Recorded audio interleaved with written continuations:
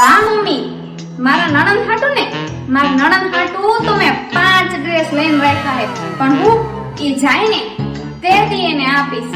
અને હાડી ને, અરે હાડી તો 2 ભારે ભારે લઈને રાખી છે, પણ હું ઈ જાય ને ત્યારે એને આપીશ. એટલે એને હાહરિયામ થોડું ખારું તો લાગે.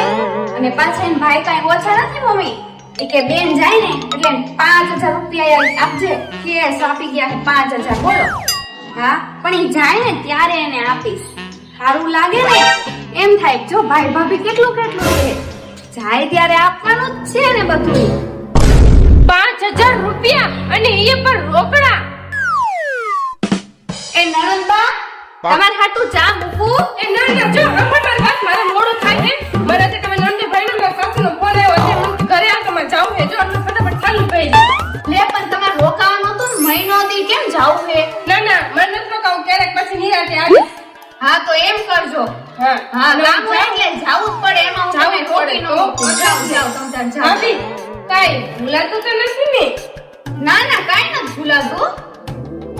ભૂલાતું હશે જવાનું જાવ. એ હા યાદ આવ્યું, ઉભા રહ્યો.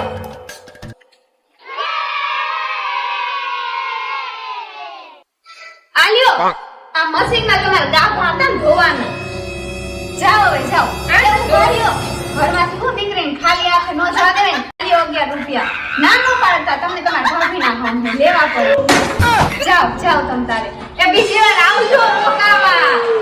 એ ઓ ડોબી ટાઢા પાણીએ ખ ગઈ.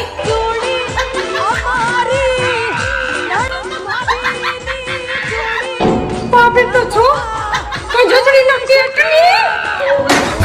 આવ ને આકાશ ના અરે કોઈ જોજડી